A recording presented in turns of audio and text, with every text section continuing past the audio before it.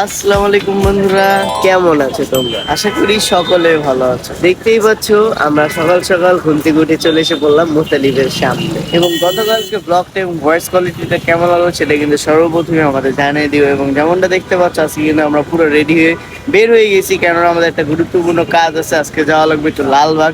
লালবাগে একটা গুরুত্বপূর্ণ একটা সারপ্রাইজ আছে, যেমনটা মাইক তোমাদের একটা সারপ্রাইজ দিলাম, ওটাও কিন্তু একটা সারপ্রাইজ আছে, যেটা তোমাদেরকে আমরা পরে বলবো। এখন যেটা আজকে হলো 24 তারিখ, রাত 25 তারিখে কিন্তু আমার ফুপ্পির জন্মদিন, যার কারণে যেমন আম্মুর জন্মদিনে আমার ফুপ্পু হেল্প করলো, ওখানে গিয়েছিলাম, ওখানে সব করলাম। তেমনই আজকে আমরা একটু, আম্মু বললো যে বিরিয়ানি টিরিয়ানি রান্না করবে, আমরা নিয়ে যাব, উইশ করব, এনজয় করব। তো চলো সর্বপ্রথমে বাজারে চলে যাব, যে একটু চাল টাল হাবি জাবি বিরিয়ানি করতে যা যা লাগবে সেটি নিয়ে নিব। নেওয়ার পর আমরা চলে যাবো একটু লালবাগে। চলো তাড়াতাড়ি চাল টাল নিতে চলবে, চলো। তো যেমনটা দেখতে পাচ্ছ সর্বপ্রথমে কিন্তু বাজারে চলে যায়, এবং বাজারে চলে যাওয়ার পর কিন্তু আমি যে চাল টাল নেওয়ার দরকার ছিল, এবং সামনের দোকানে চীনা পরিচিত দোকান থেকে আমার চালের দোকান নিয়ে নিই। এবং খুশি সংবাদ হলো আমি কিন্তু আসলে ভয়েসটা দিতে পারতেছি, কিন্তু আসলে মাইক দিয়ে তোমরা কিন্তু জানাতে পারো যে কেমন লাগলো। এবং সেখান থেকে কিন্তু আমরা আবার রওনা দিয়ে দিই, আমি চালটা বাসায় দিয়ে এরপরে আবার তোমার লালবাগের উদ্দেশ্যে রওনা দিয়ে দিই। প্রথমে আমরা যে পুরান ঢাকা থেকে আমার একদিন চাচ্চুকে নেওয়ার কথা ছিল, সেখানে আমরা যাই, এবং আমার চাচ্চু একটু অভিজ্ঞতা ছিল যে বিষয়ে যাচ্ছিলাম আর কি, যার জন্য আর কি তাকে নেওয়া। এবং তাকে নিয়ে সেখান থেকে আমরা পুরান ঢাকা থেকে রওনা দিয়ে দিই লালবাগের উদ্দেশ্যে। এবং দেখতেই পাচ্ছ যে আসলে রাস্তার মধ্যে যে কতটুকু যে অটো দিয়ে ভরা, এটা আসলে আমার মতন আমরা সবাই আসলে এটা ফিল করতে পারবো। এবং দেখতেই থাকো রাস্তার আসলে মজার উপভোগ করতে হবে, এবং আসলে ভয় পাওয়ানোর জন্য অনেক কিছুই করা লাগে অটো রিক্সাওয়ালাদের সঙ্গে।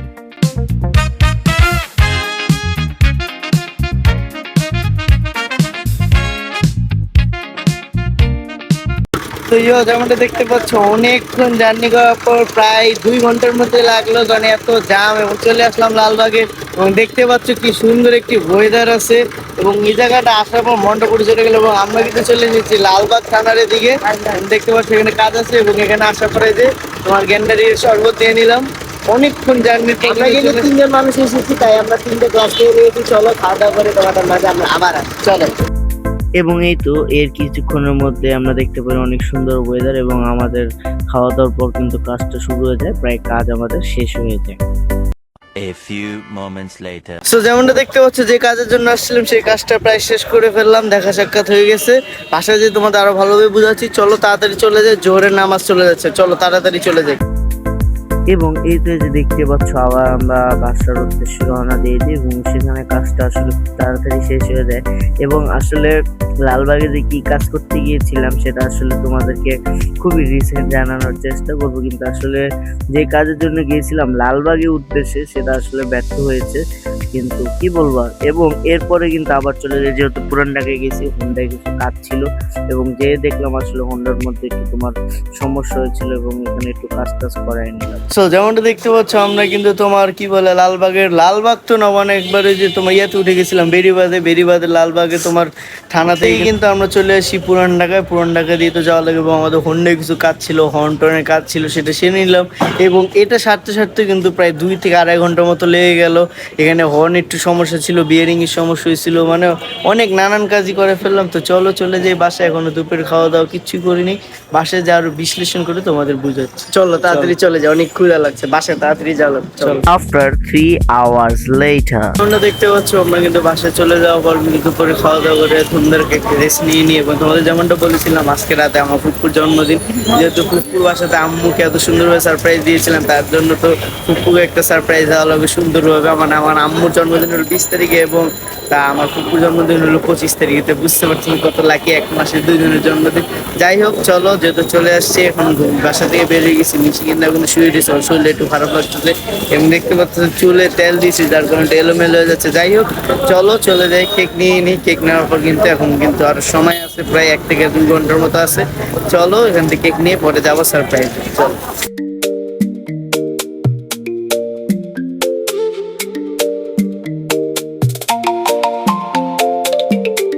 দেখতে হচ্ছে সব দোকান যেহেতু বন্ধ হয়ে গেছে, আজকে আস্তে আস্তে লেট হয়ে গেছে, তাই অ্যারাবিয়ান কেক এন্ড সুইটস থেকে নিয়ে নিলাম। এবং চলো এখন আবার আমাদের ফুফাতো বোন সেদিন বলছিল আম্মুর বার্থডের দিন যে আম্মুকে যেমন ফুল দিয়েছিলাম তেমনি ফুলের ঘি সেও তার মাকে দিতে চায়, অর্থাৎ আমার ফুফুকে। তো চলো চলে যাই, ওই তো আর আসতে পারবে না, ওই আর কি আমাদের বলছিল এখান থেকে নিয়ে যেতে ওর জন্য। চলো চলে যাই শাহবাগ থেকে আমাদের চীনা চাচ্চুর দোকান থেকে, যে একটু নিয়ে আসি, দেখি কি কি ফুল আছে। চলো, আবার বৃষ্টিও কিন্তু পড়তেছে টুকুর টাপুর। চলো।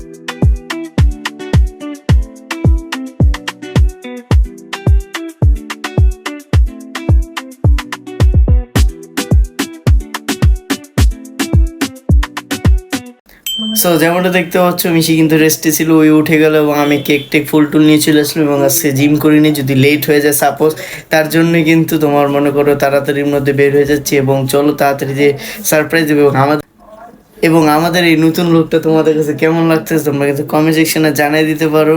এবং এটা নতুন ভিন্ন একটা কিছু চিন্তা করলাম, তোমরা কিন্তু কমেন্ট তো জানাতে পারো যে আসলে ভালো লাগতেছে নাকি খারাপ। আশা করি তোমাদের কাছে ভালোই লাগবে। তো চলো, যে আব্বু ফোন দিচ্ছে, আব্বু নিচে দাঁড়ায় রয়েছে, তাড়াতাড়ি আমরা চলে যাই যে সারপ্রাইজটা দিই। চলো। এবং আজকে কিন্তু আম্মু ফুপির বাসায় রান্না করে নিয়ে গেছিল, দেখতে পাচ্ছ যেখানে ফুল এবং কেক, এবং সেখানে কিন্তু গরম গরম তোমার গরুর তেহারি ছিল, এবং তোমাদের যত সম্ভব ধোয়া দেখানোর চেষ্টা করছি।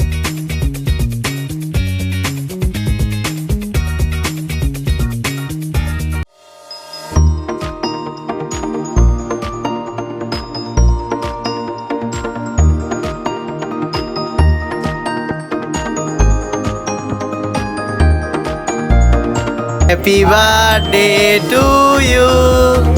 Happy birthday to you.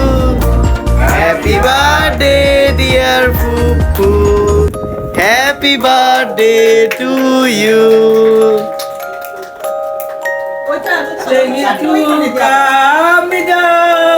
Singil cuka hamida sarangano. এবং এই তো এরপরে তো আমরা বার্থডে গার্লের সঙ্গে ছবি তুলি শুরু করে দিই, আমরা কেক কাটার প্রিপারেশন নিই, এবং একে একে করে আমরা সবাই কিন্তু ছবি তুলে নিই। আমার চাচু, আম্মু, চাচি, আমার আব্বু, এই যে মিশি ছবি তুলে দিচ্ছে সবাইকে ক্যামেরাম্যানে যে। অবশেষে সে সময় চলে আসলো কেক কাটার, এবং আমরা সবাই মিলে কেক কাটার প্রস্তুতি নিয়ে নিই, এবং বিসমিল্লাহ করে আমরা কেটেও নিই, যেমনটা দেখতেই পাচ্ছ তোমরা।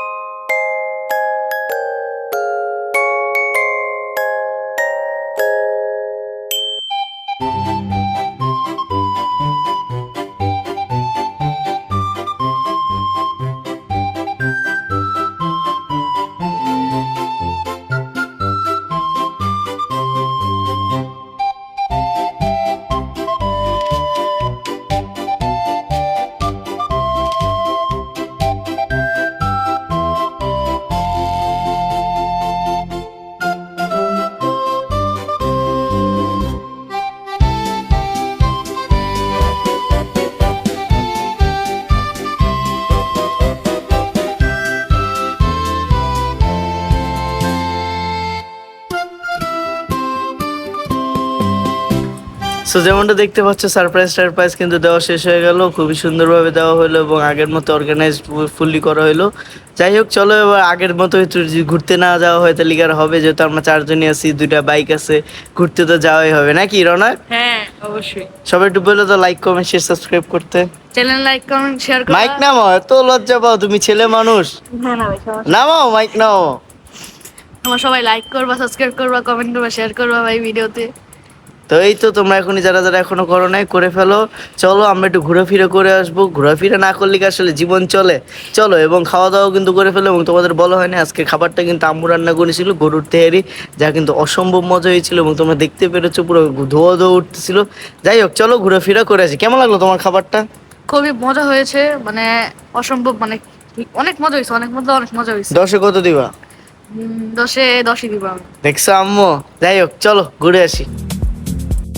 এবং এই তো এরপরেই তো আমরা ঘুরতে বের হয়ে যাই, আমরা একবারে 4 জন মিলে একবারে ফ্লাইওভার ছাড়া আসলে ঘুরে কোনো মজা নেই। এরপর আমাদের এলাকাতে, যে এলাকা থেকে আমরা চলে যাচ্ছিলাম হাতির ঝিলে, কিন্তু সেই সময় শুনতে পারলাম যে আব্বু, আম্মু, আমার চাচি সবাই মিলে কিন্তু বের হয়ে যাচ্ছে, যার কারণে আমরা আবার ঘুরে তাড়াতাড়ি চলে যাই, কেননা তারা যদি বের হয়ে যায় পরে তো একটা ঝামেলা বেঁধে যাবে, যার কারণে আমরা তাড়াতাড়ি বের হয়ে যাই এবং টান দিয়ে আমরা চলে আসি, যেমনটা তোমরা দেখতেই পাচ্ছ, এবং ব্যাক করে রাখি মূলত কথা।